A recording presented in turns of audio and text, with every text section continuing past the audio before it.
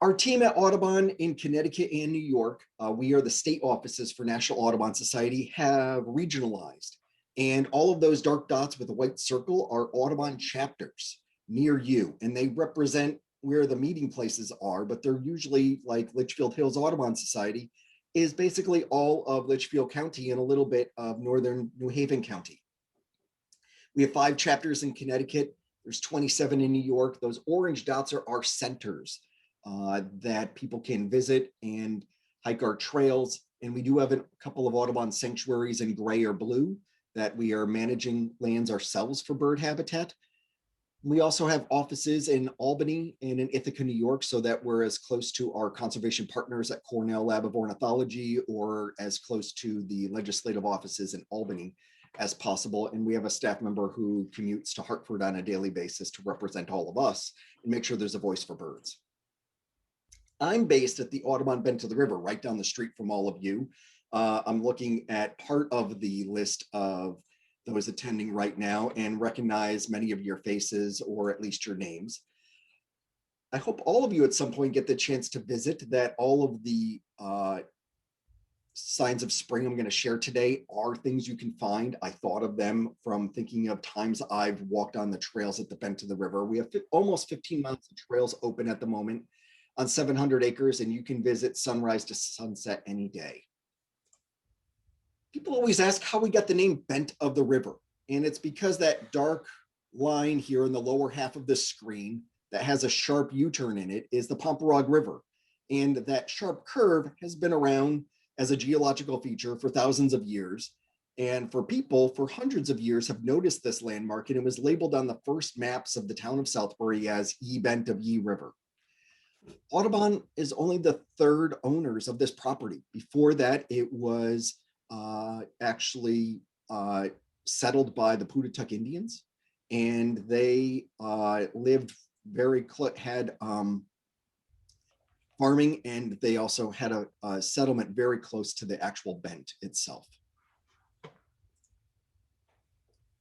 When you come to visit, our barn, we're hoping to be able to reopen sometime soon. We have a very limited staff. Audubon has taken a very cautious stance on protecting staff.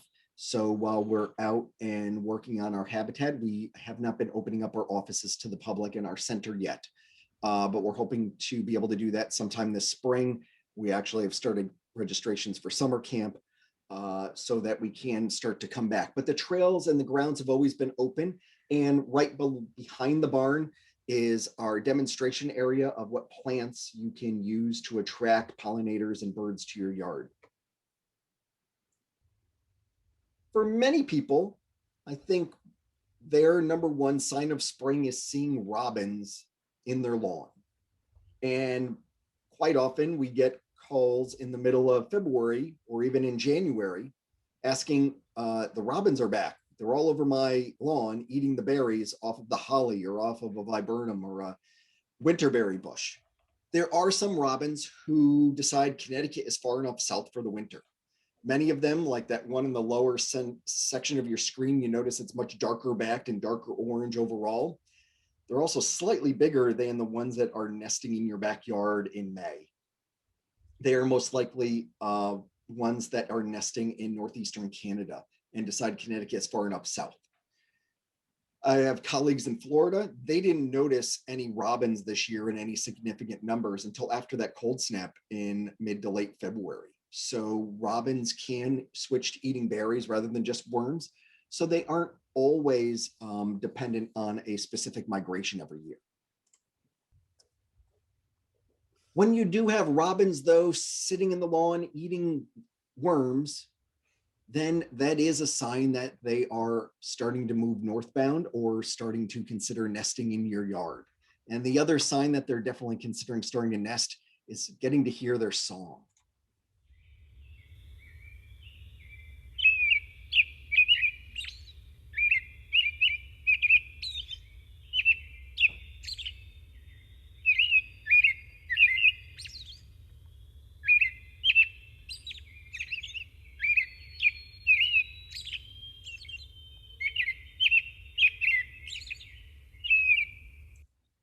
For many birders, before the robins come back in big numbers, people start to notice the red-winged blackbirds. And if you haven't seen one yet, I think by Friday or Saturday, you certainly will be. That the weather conditions are certainly right for them to start to move. We see first the males arriving. They're the ones all black with the red there on their wings and sometimes a little bit of yellow in the epaulets. That the males are returning to declare territories. They're looking for places, usually near cattails, to start singing and say, this is going to be my section of the wetland. My friends who live near Wood Lake in Woodbury just reported them returning and singing this morning as they were heading out for work. So they are a great sign of them. You might notice that they disappear in the late afternoon, that they are still roosting in large numbers. Another great thing about spring in particular is we get to see large numbers of birds together. Blackbirds in particular, there's safety in numbers, that when there is a large group of hundreds or even thousands of them together, if there's a sharp-shinned hawk or a peregrine falcon, when there's too many birds, they get overstimulated and they can't choose one bird out of the group to hunt. So there's safety that way. And then they can also take turns with who's watching for predators and who gets to eat. That small little patch of color makes a huge difference, doesn't it? The more bigger and the more intense those patches are, the more attractive they are as a mate to any of the females returning. In fact, scientists have influenced mating opportunities by experimentally cutting the red feathers off of some males and gluing them onto others. So I guess they gave toupees to some of the red-winged blackbirds. Much more like humans are stereotypically impressed by a man driving a red sports car, or regardless of his age or personality, female red-winged blackbirds apparently look no deeper than those red patches on their boys' wrists. And some of that might be also related to sometimes when a bird has amazing plumage, they don't sound as enticing. Sometimes the little brown birds who have the most amazing songs. So while this bird is visually impressive, its song to many people is actually almost more like a squeaky wheel or something.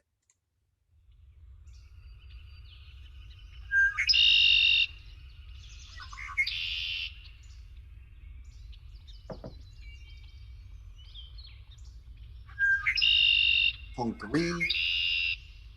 One way we can remember their sound and distinguish them from the others. For other birders, there's other little birds that return that not everyone notices right away or aren't in large numbers. For many of us, it might be that eastern phoebe returning to your backyard and singing from your shed, or looking to build a nest on your porch light again.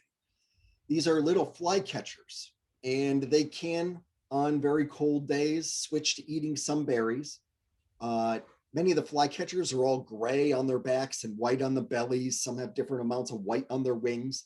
But the phoebe has one distinctive characteristic that you can watch, and it doesn't matter about the plumage and counting the number of wing bars. All you need to see is that tail flicking, that no other songbird its size or rough in color has that little tail constantly bobbing when they are sitting on a perch. They got their name because of the simple sound they make.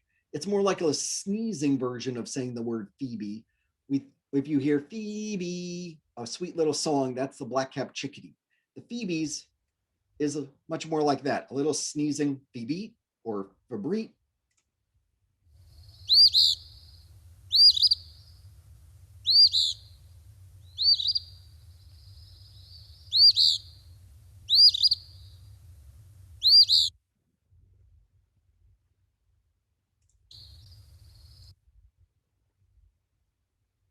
I was out with a few of the supporters of the Bent to the River yesterday afternoon, and the bird activity was pretty low, except for a pair of bluebirds who were being very actively hunting for food before dark, and they were definitely territorial over one of the bluebird boxes. The male bluebird's soft warble signals awakening of spring, and overwintering residents are returning with migrants and pairing off. Some bluebirds did overwinter in our area. There were, in the Woodbury, Roxbury Christmas bird count, I think we had about 320 bluebirds across that Bethlehem to Southbury area. But they are already looking for nests and starting to nest build in some boxes already in Connecticut.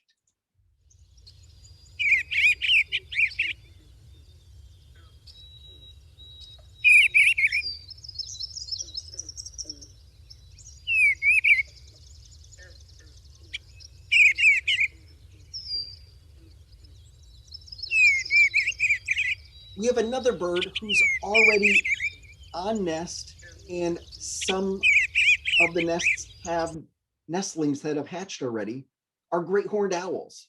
They're very early nesters in Connecticut. Some were nest building in December and laying eggs in early to mid-January, and the young were hatching in late February. It's about a 28 to 32 day incubation usually, depending on weather and a few other factors. So now in late March, we'll start to be able to see the fledglings before all the leaves are out in early May. My friends down in Alabama, that they used to be in Connecticut, have moved down there for a job. They have great horned owls with about 6-inch tall nestlings already sitting up in their nest that they have in their backyard. If you wonder if you have great horned owls in your area, since probably Thanksgiving, you've probably been hearing this hooting sound on a regular basis.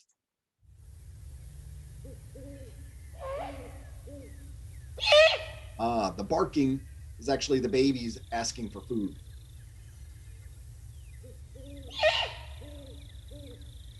You hear a parent in the distance, too.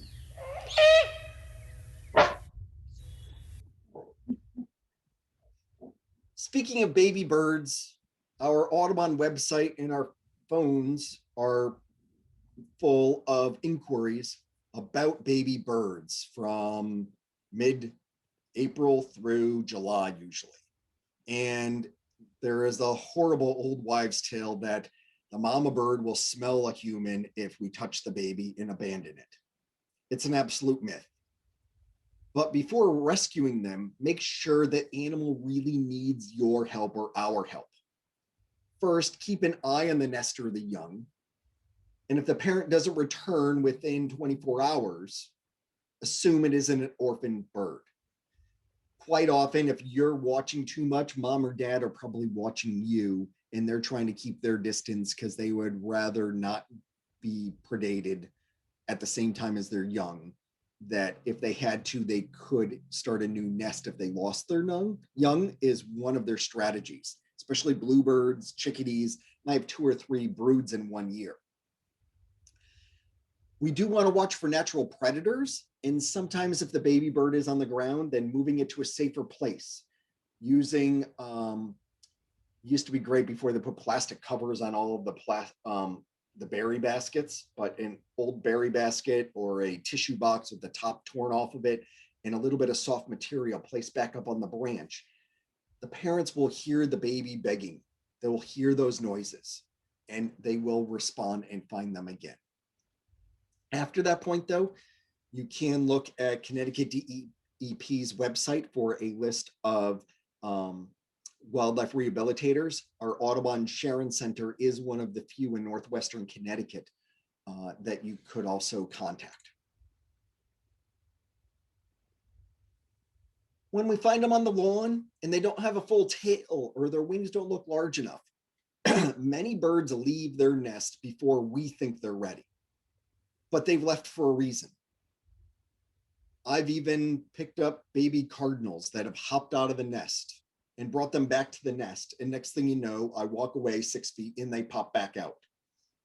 So instead, I brought it to an area with a lot more cover. And as I carried it, the parents heard the baby bird alarm call in my hands and they followed me around the house to the area with better vegetation cover. And we left it there and they instantly fed it and they followed it through the brush. Some of the birds, that's the best thing for them. Maybe there's an insect parasite in the nest that we aren't aware of. Maybe there was a raccoon and they lost one young last night. We don't know. So sometimes it's best to just leave them be. My friends who are wildlife rehabilitators, and if you know anyone, you know it's a really tough job and the success rate isn't as great as we probably hope it is. It's very labor intensive and we have volunteers and staff at the Audubon Sharon, which is the largest baby bird nursery in the state of Connecticut. And they have to feed a minimum of every 45 minutes during daylight hours. And for some of the birds at the right size, it's more likely every 12 minutes to 15 minutes. And the parents are doing it every 6 to 10 minutes in real life. We couldn't keep up with that pace. We also, of course, need an amazing budget for all of those mealworms and the other supplies, and then the other food sources, depending on how large the bird's going to get before it can be released. Beyond the birds are always flying around. We don't always get to watch them, but there are some other great signs of spring out there. My little neighborhood in Shelton, where I live, there's a neighbor's yard that I could see all the crocuses starting to pull through the grass the past 2 days, and I'm really excited for Thursday that I imagine the lawn will be fully in bloom. Crocuses are a carefree bulb that naturalize and multiply to produce more flowers every year. While they may not be native as for wildlife purposes, they're one of the earliest sources for early pollinators. So there's really no arguments to them because they don't outcompete any of our other native wildflowers, in our opinion. Another great sign of spring, usually pushing through the snow at times, are the daffodils. And plant lore tells us that daffodils bring good fortune to the person who avoids trampling on them. So watch where you step. Any questions? I know I've seen a few blinks in the chat box. I don't know if that was related to anything else, but this is also an opportunity to remind you to put something in the chat box if you have a question. Yeah, I was wondering with the bluebirds, with the boxes that people build for them, what do they do? I mean, what did they do before people started building boxes for them? We build a lot of boxes and they still nest in natural cavities. Holes that chickadees or downy woodpeckers built in previous years would be the sites that a eastern bluebird would use to nest in this year. So when a woodpecker is building a house, they're actually building a condo complex because they might find a different spot in the tree next year. And somebody else is going to use that old cavity. So they naturally would use natural cavities. It's a good question because there's things like barn owls, and they seem to only nest in or on barns now. But there were big old hollow trees that they nested in before that point, before there were humans to help. There is a question in the chat. Do you have a picture of a female red-winged blackbird? I can find that at the end, but I should have put that in. I'm going to put that down as a note. Okay. Female red-winged blackbird, think of a sparrow, that tan with dark brown streaks, but the same body type as a red-winged blackbird. So it's almost as big as a robin with a long cone-shaped beak rather than a smaller beak like a sparrow. Okay, that's the only question in the chat. And there we go. Need to see, are there any other hands up? Let me just take a quick look. Dorothy.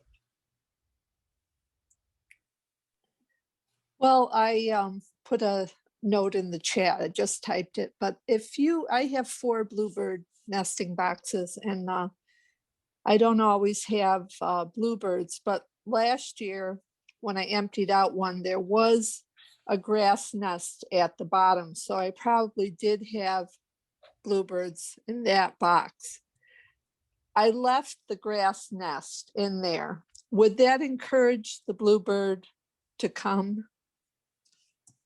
We usually clean out at the end of the winter. Usually in February, we go around and clean them all out because other things could be overwintering or having eggs left behind in the old nest. I love birds, but bird nests overall are a pretty filthy place. So they will build on top of them. And we've seen some nests where it's almost like an archaeological dig of multiple nests on top of each other. But the best thing to do is use like a putty knife type thing and just scrape it out in the late winter. You've got another week or two if you don't see any fresh materials in there yet to clean that out. But it wouldn't exclude them from going, but it definitely doesn't encourage them to use it again. Okay, thanks. Can I ask the same question about the phoebes? Which, because I've seen them build another layer, and I don't know if they prefer that or if it's better to remove the nest and let them start a whole new one each season. We get them every year over the front door. Right. For the same reasons, because we don't know what Stuff. insect things were on them before that could be having eggs still in those layers of the nest. But it's also that for a phoebe, you're having some structure there that they can build upon is an Right. interesting thing. But sometimes those nests are pretty thick, so they're going to run out of space. Yeah, before they're they getting run into the vertically roof. challenged. Yeah. Yeah, so I would again And say it's a huge topic, but do you want to talk about cowbirds for a second? If we're talking about phoebes. Yeah, cowbirds are a brood parasite. They're a bird that lay their eggs in somebody else's nest. They're native to the Midwest, and that strategy worked well for a bird that followed the bison herds as their strategy for survival. So rather, if they had to stop and build a nest, lay their eggs, incubate, raise the young, they would have to stay in the same place for 3 to 4 weeks, and the bison would be long gone. So instead, they lay their eggs in the nest and they keep moving. As we opened up the forests in the east, they made their way east as well, and now they are laying their eggs in nests of birds that aren't used to that strategy, and they don't understand it, and the smaller birds end up raising brown-headed cowbird eggs. To notice them, you'll notice that one egg is completely different in color, and unfortunately most songbirds don't notice it, even though we see it pretty easily. And I'd have to double check on, there are some areas where there's endangered birds that we actually do remove brown-headed cowbird eggs. Most of the time, unfortunately, we can't do much because they are protected by the Migratory Bird Treaty Act as a native species still. So what we can do, though, is that for our forest birds is that we are figuring out what leads brown-headed cowbirds in the forest and trying to prevent that. So keeping roads into the forest skinnier, so they like brown-headed cowbirds like big wide open areas, are things that we're doing to try and outsmart them. Okay. I see a comment just about bittersweet being an invasive plant, but a great source of food for birds. I don't know if that's, you know. I'll get to plants for birds in a little bit, yes. Are there, I'm not seeing the whole screen, but any other hands up? Any, oh, yes, Virginia. Yes, yes. Hi, how are you?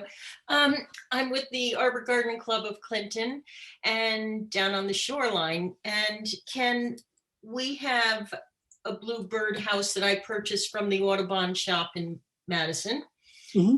And the bluebirds were coming every year the past like 4 years or so. And I would clean it out in this, late winter, a little bit of a slight solution of bleach, clean it all out, but don't use bleach. No. Well, bleach will actually gas off. So yeah, we actually use it for cleaning feeders all the time. Okay. And then the second point is last year with COVID, of course, we were home every day. And what we noticed is that another species of bird were able to infiltrate that bird hole size, and it was just huge fighting constantly, a lot of flying around and landing on top and on the ground. It was just awful, and unfortunately the other species won out. And when I realized it, I set up a second one, which hasn't been too accommodating, I don't know. And when I cleaned those out, I cleaned them out in late fall because I was curious to see what was going on. And there were 4 little dead fledglings just smothered basically because there was Mhm. another nest on top of it. So I didn't understand what happened, and I don't know the name of the bird that was so combative. So was the new nest made out of sticks or made out of a lot of junk? Oh, all little sticks. So that's a house wren who That's it. eventually outcompeted the bluebird. Yes. And if you have enough space, moving the bluebird box out into the open area towards the center of it as much as possible away from the edge. House wrens would like to be near the edge. They don't want to be too far away from trees and shrubs. So if you Okay. can move it 40 yards or more away from the edge of the forest, that's what we're able to do at even at the Guilford Sanctuary down the road from you for Audubon. We pair them up out in the middle of the field, and bluebirds on one side of the post and tree swallows on the other usually take up residence if it's out in the middle of the opening. And then boxes that are too close to the edge, then there's more competition from house wrens in particular, and Okay. house sparrows. Okay. Okay. Very good. Thank you. Mhm. Welcome. We'll have Ken, another do you want break. to move on? Yeah. Yes, we'll have another break for Oh, questions in a little bit. okay. Another sign of spring many of you start to notice in March would be that the edges of your red maple trees are starting to turn a little bit more in color, that the buds for the flowers are first going to bloom as winter fades. And each bud unfolds about half a dozen tiny dark red blossoms, each shaped like a little tiny tulip, actually. Here's a little bit more close up of those red maple buds. Usually there's male or female flowers, and some trees can produce both. And this is one of those first signs of why we have the sniffles or our eyes watering is the pollen from maples. And we also probably this week are going to have things like cedars as another tree that is going to be blooming, and that pollen is airborne. Red maples can produce for maple sugaring as well. It's that sugar maples produce much more sugar, so it's a factor of almost double the amount of sap you would need from a red maple to make maple syrup as from a sugar maple. There's some other signs of spring that have been around. If you've been out hiking in the snow and now on the icy trails in most spots, you might have noticed the skunk cabbage starting to pop through. Their strategy is to be one of the first blooms available for things like flies that are emerging on warm days. The plant can actually grow through the snow and the ice because they have a very large tuber root that they are storing up carbohydrates, and then the plant can metabolize those starches, and they aren't really overheating, but they're keeping a core temperature just above freezing so that they can grow through. So there are some days where the inside of one of these plants has been measured at 10 degrees or more warmer than the outside temperature. Reason why they're trying to get through is so that this flower can open up. You can see that dark purple color. There's the spadix inside. That dark purple with the pale mottling, and combine it with the smell, this flower is trying to look and smell like a piece of rotting meat, which is going to attract mostly flies. We think of skunk cabbage and its skunk-like smell, and that is from the leaves as a mechanism, as an adaptation to prevent the herbivores from eating it. That if you're the newest, freshest green leaves in the forest, just about every animal is going to want to eat it. Squirrels, not just the rabbits and ground woodchucks and deer. So to prevent that early feeding on it, they have that horrible smell. If you've ever gone and pulled skunk cabbage later on in the season in the summer, it probably doesn't have as intense a smell because they've gotten to a point that they've matured, they've produced, they've pollinated their flowers and ready for the next year, that they've gone through their life cycle and they don't need to protect themselves as much.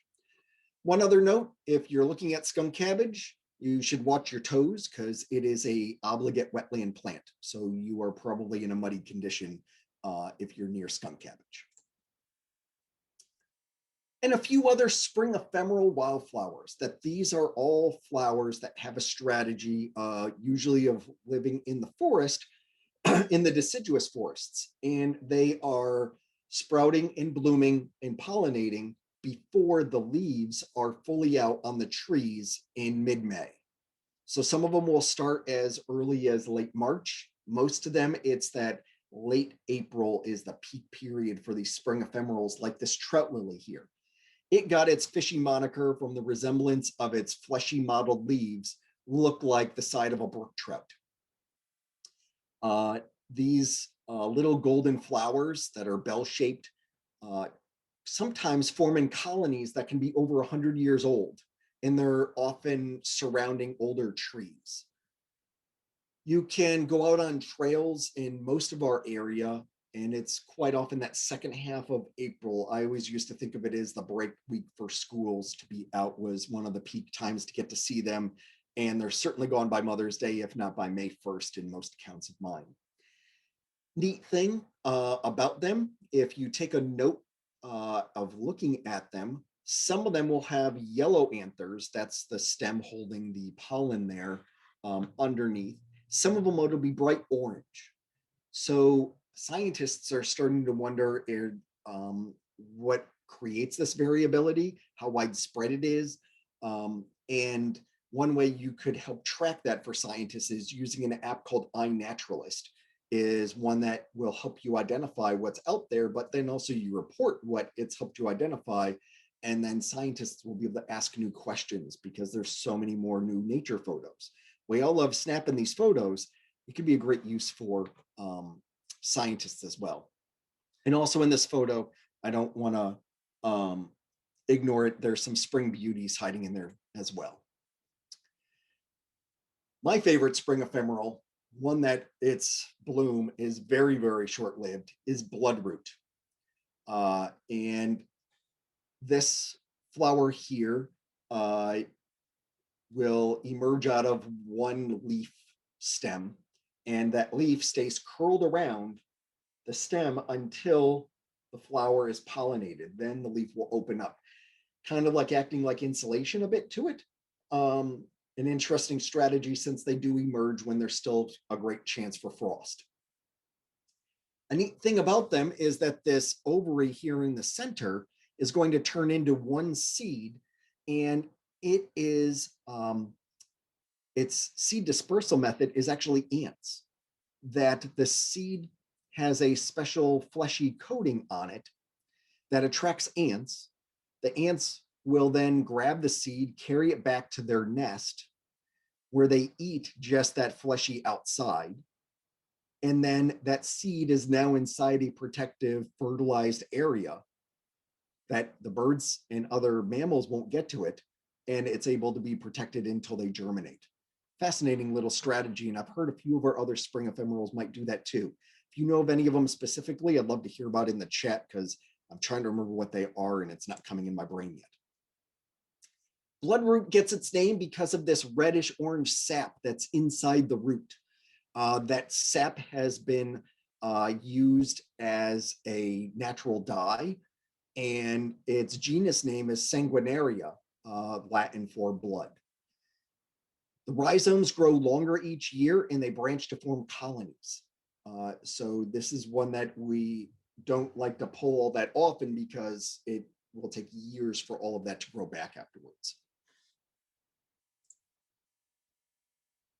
The spring beauties that you saw in the background of the trout lilies, here's a nice close-up of one of them. They're really small, delicate white blooms with a varying amount of pink in them. They only grow to almost 6 inches tall, but that's tall enough to be found by insects that depend on it for pollination. There's a solitary bee species in particular that spring beauty is its exclusive goal. So some of these insects and flowers are completely adapted and evolved together. Apparently, I'm looking at my notes, trout lilies have a trout lily bee, which specializes in pollinating them as well. Some of you driving around, especially the road along Heritage Village near Pomperaug Woods, is a great section of witch hazel. And these are New World plants that were adopted for ornamental use by European horticulturalists. It's unique in the fact that there are some witch hazel that bloom in the spring and some that bloom very late in the fall. Also, many of you might know that witch hazel has a rich history in being the branches for divining rods used to locate underground sources of water. And many of you also know that its sap is used for a lot of skin products as well. And most of that is actually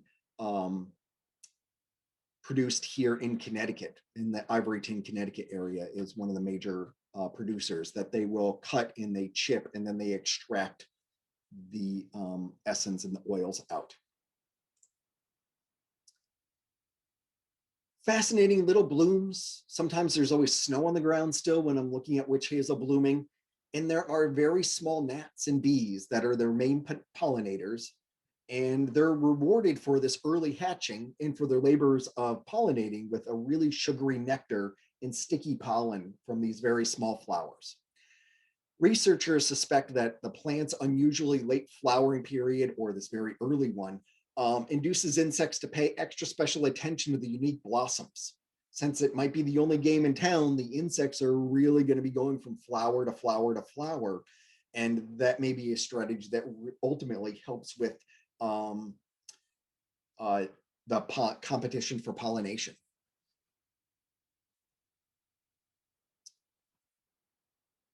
Another spring bloom, I know as a kid, this is one of my favorite signs of spring that my parents taught me, is the fuzzy nubs of the branches of pussy willows. These soft silver tufts are where they get their name because they resemble little tiny cat's paws. And yes, I remember having many a program for toddlers as well of having something soft enough to pet.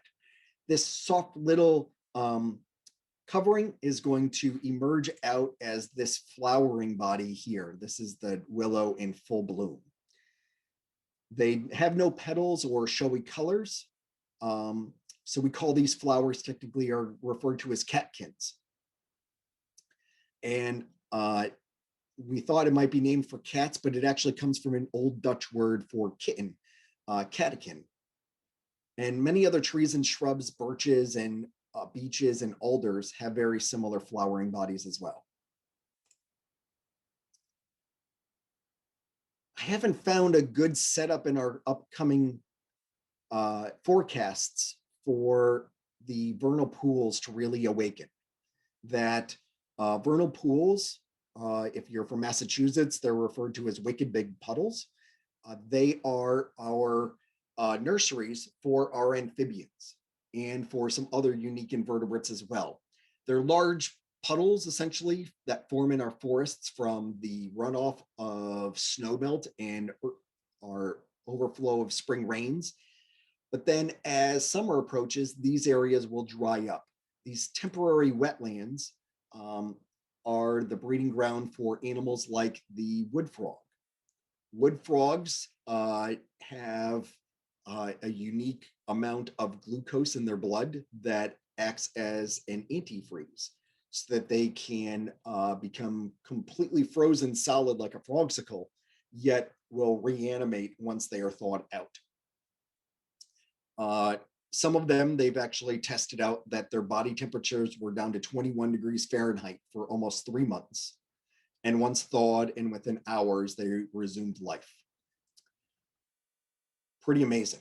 And wood frogs are one of the first to return once we have a evening, usually overnight, with rain at about 40 degrees. Seems to be the main condition. They need that wet rain to persist through a portion of the night because they need wet skin, and it helps them get across the dry land by having that rain. Wood frogs don't have your typical ribbit sound or croaking like you think of. Instead, they, as a group, sound a little bit more like a group of ducks quacking.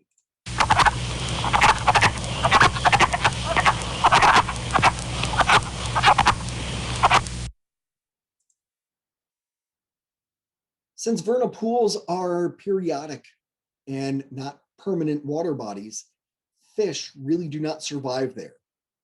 And with the absence of fish, it becomes a protected area for amphibians to lay their eggs. There are some other predators, obviously, of their egg masses still, but it reduces their biggest challenge. And some species of amphibians in particular are obligate vernal pool species because they completely rely on these unique wetlands for breeding. Some of those, besides the wood frog, are the mole salamanders, the most famous of them being this spotted salamander that is almost 8 inches long, thick as your thumb, and it's an interesting blackish purple color with those bright yellow spots. When we have these rainy nights coming up, sometime between now and early April, we might start to notice there are a few sections in our neighborhood, not as many as we hoped for, where there are actually volunteers putting up signage and lighting so that people realize that they are crossing our streets. They live in the upland woods and migrate back on those rainy nights to the vernal pools just to lay their eggs and then slowly disperse back out of them again.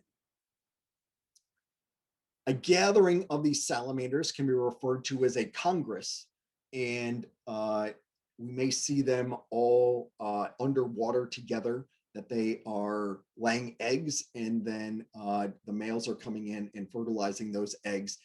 Egg masses of the spotted salamanders can be distinguished from the nearby wood frogs because you'll quite often see a green algae growing in the eggs, that there's a unique symbiosis between this algae and salamanders. Pretty unique for an algae and a vertebrate to have a close relationship like that. Another visitor that you're probably more attuned to hearing, because they can be so loud even though they can easily sit on a quarter, is the spring peeper.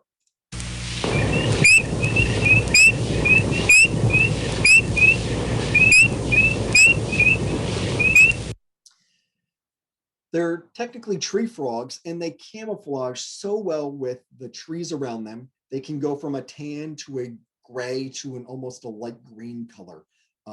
Amazing that they can change their skin colors. We can distinguish them from their other frogs because of the little X mark that you can see across their back there. One question that goes back to bluebirds, so let me get to it in a second. I don't see any other wildflower ones. I mean, I did put one in, just plugging the garden club has the botany trail at Flanders, which for those of you who haven't been there or don't know about it, is a wonderful spring. We have all of our botany trail chairs on this call, I think, actually, but it's a wonderful spring ephemeral walk.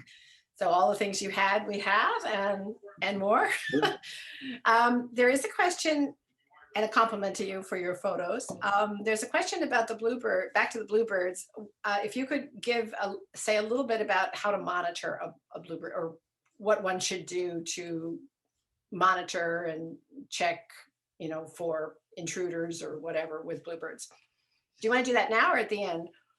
I'll do that at the end, because I'm actually going to talk about nest boxes a little bit more. Okay. Some other things we can do for them. Let me just scroll through photos, see if there are any other questions. I think we do have some people who can answer your question about other seeds, like the ant behavior, right, Nancy? Yes, no, are there other seeds that get hauled around by? I can't think of any right at the moment, but yeah, I'm sure.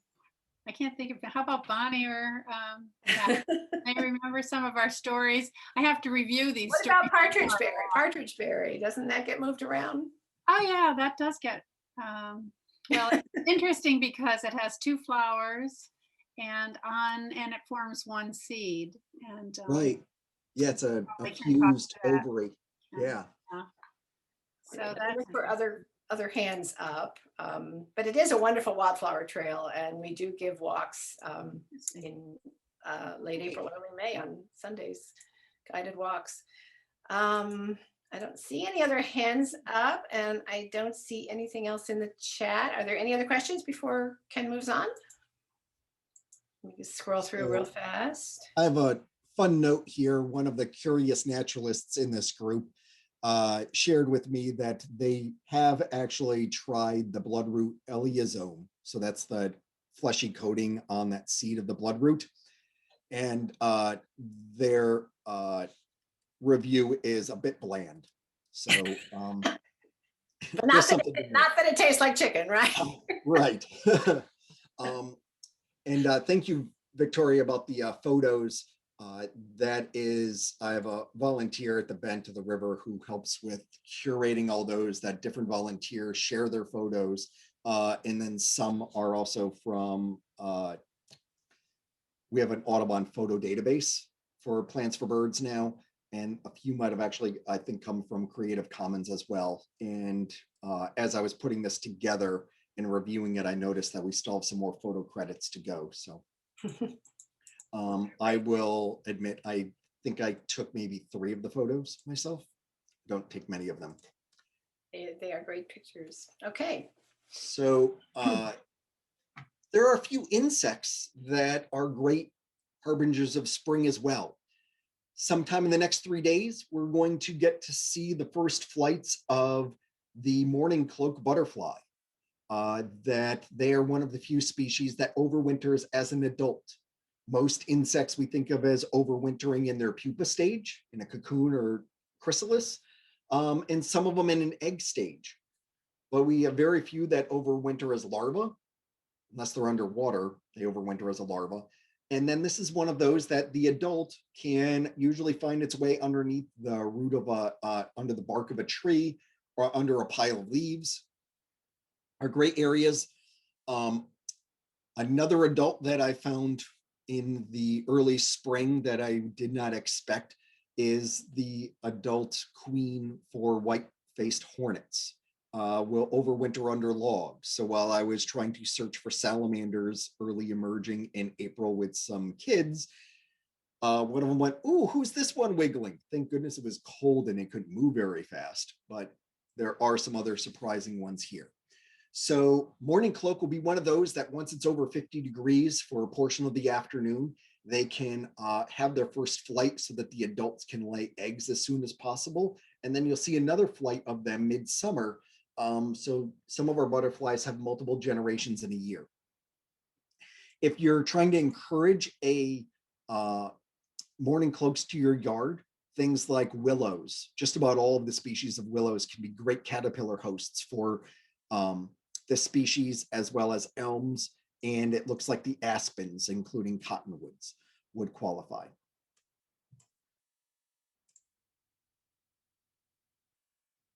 And another of our early spring adults here is the spring azure.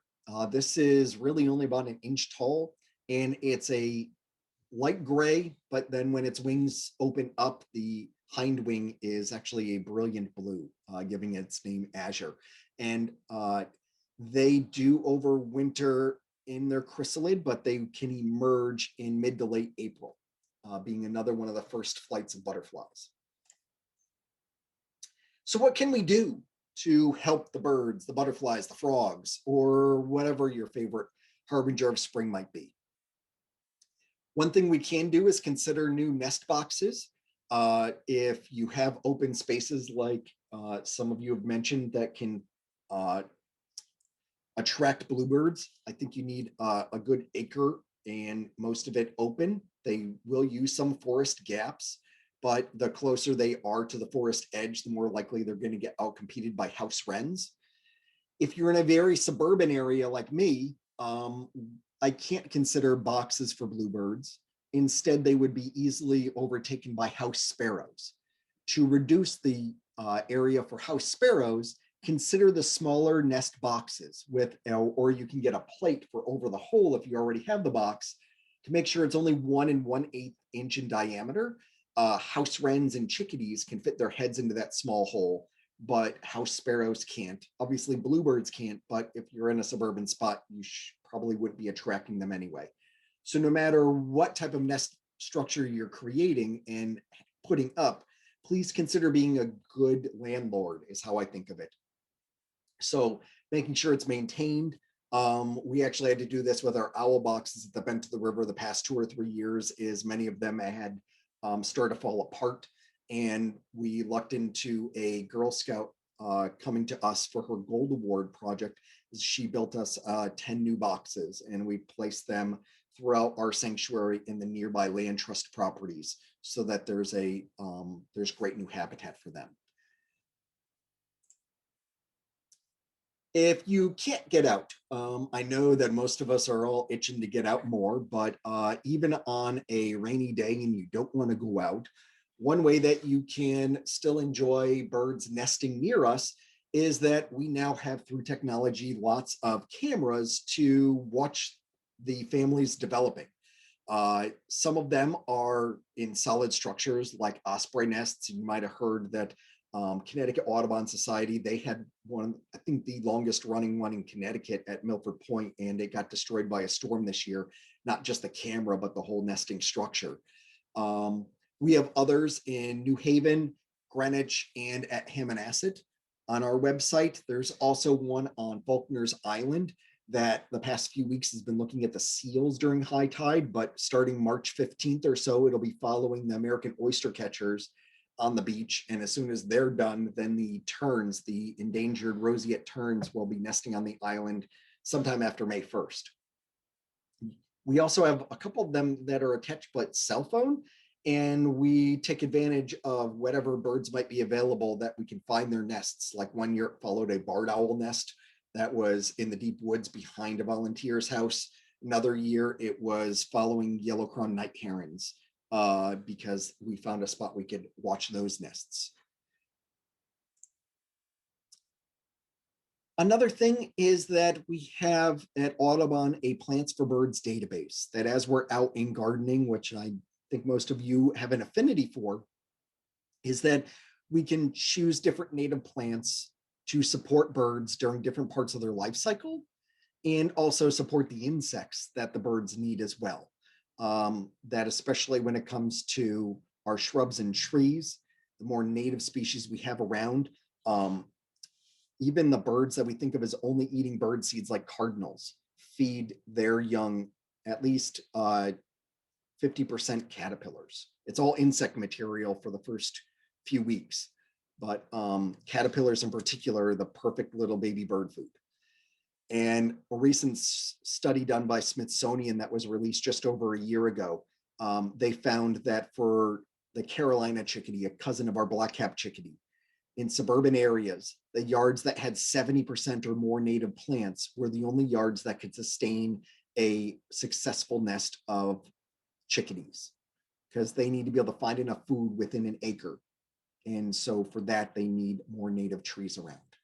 So we have a website, and we're going to put up some links for you, how you can get to our Plants for Birds database. Some other fun things, because there's a lot of insects that support the birds, they pollinate the flowers that we want, is that the majority of this pollination is happening not from honeybees, but from almost 300 species of native pollinators. Some are flies, some are solitary bees, and they all need unique spaces for overwintering and laying their eggs. And I hope many of you are already aware of what an insect hotel is. If not, a quick Google search. The Royal Society for Protection of Birds actually has an interesting website of designs of them. There are some you can purchase as well. We've had fun at the Audubon actually producing them with lots of different bricks and masonry pieces that were donated, and cleaning out a garden at the end of the season, putting all those materials rather than just in a brush pile. We put them in a unique way and format, and our team volunteers got to use different sized drill bits into the pieces of wood that the solitary bees need different sizes. So anything from 1/4 inch to almost 3/4 of an inch in size for different sizes that they need to be able to find a little spot to get in. If you're crafty in other ways, we mentioned those wildlife rehab centers. One of the supplies that they go through a lot of are little tiny knitted nests. And there's a website where you can get the knitting pattern for that. And you can contact the Audubon Sharon or the other wildlife rehabilitation centers. They may tell you they want a certain size more than others, that they can only wash them so many times before they need to move on and get a new one. There's also a website where you can mail them and they will make sure whatever rehab center needs them the most will get them this season. We also know that there's a few things that we do that we don't want to hurt birds, but we are. Across North America, we may lose almost 1 billion birds a year to window collisions. And it's not just the Empire State Building or the Old World Trade Center or other tall buildings that it happens to. The majority of it, over 70% of those window strikes, are probably happening at 3 stories or lower. And that's because the majority of the glass is actually in the landscape in our homes. I also have a link that we'll share that you can go to a website to find out how to make your windows more bird friendly. The simple little decals we buy at the bird watching store, unless you are putting them so there's only a gap of 2 inches by 4 inches apart, the birds are still going to see a reflection and try to escape through it. So there are a couple different strategies you can use that are more effective, and we can still use and enjoy our windows as well. And I hope you all get out and enjoy the spring, whether it's taking walks to see those ephemerals on the Botany Trail. We also at the bend of the river have a demonstration area near the barn, but also get out and enjoy the birds. Some birds, there's a whole schedule of the returning of migration. One of my birder friends posted last night that they saw on radar the birds are leaving Florida and heading northbound. So we'll see some new kinglets and maybe some phoebes and a few other songbirds in the next 3 or 4 days. And then as May approaches, we'll end up with our 20+ species of warblers to be found in the woods around us as well.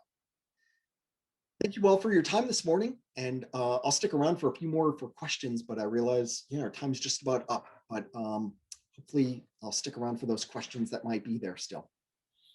Thank you. Let me, I don't see any in the chat, but let me see if I see any hands up. I have a quick question while you're looking. Yeah. Ken, when I was over at Bent the other day, I did see your bee hotels area. How did you do any sort of survey on what you found, or what bees were using it or what insects were using it? I'm just curious. No, we have not kept up with doing an official survey of them. We know that there's a lot of activity going in and out. We found a lot of exoskeletons during the right part of the season, but it's not something that we have the capacity. Most of us are bird people that we would have to ask an entomologist to come and do that part for us. But interesting idea. And the main thing is with any of these bee hotels is you got to make sure you clean them out at the end of the season. People put them up and they stay up for years and they get disease in them, and then you're defeating the purpose of having it. Right. There is a question about providing sites to watch the migration patterns and for local sightings. I can answer that, or you can answer that, Ken. Yes, an interesting way you can watch bird migration patterns. I know there's things like Journey North that does specific birds like robins or hummingbirds, and it also does blooming of certain flowers. But a really fun one I'm trying to put into the chat box right now is birdcast.info is the most scientifically up-to-date website. It's using a combination of weather patterns and Doppler radar, and they're actually creating forecasts that you put in your zip code, and will tell you over the next 3 to 5 days which days there might be more migration in our area. They cover the hummingbirds too? All the birds together. All the birds, okay. It's just how dense, because with Doppler radar, the birds are bigger than raindrops, so we can see, and you can they can actually pick out how dense, so they can predict whether it's 100,000 birds or 1 million birds going over Connecticut in the night. Type thing. Journey North is great for the monarch migration monitoring, but that's later. So questions? Oh, I see a question from Virginia. Yeah, Ken, could you repeat that website again, please? Or the I just put it into the chat box as well. birdcast.info. CAST.info. Mhm. Other hands up? Any questions? I'm just scrolling through here because I can't see the full. And of course, if you don't have a picture up, I won't know whether you have a hand up. Kathy Anderson.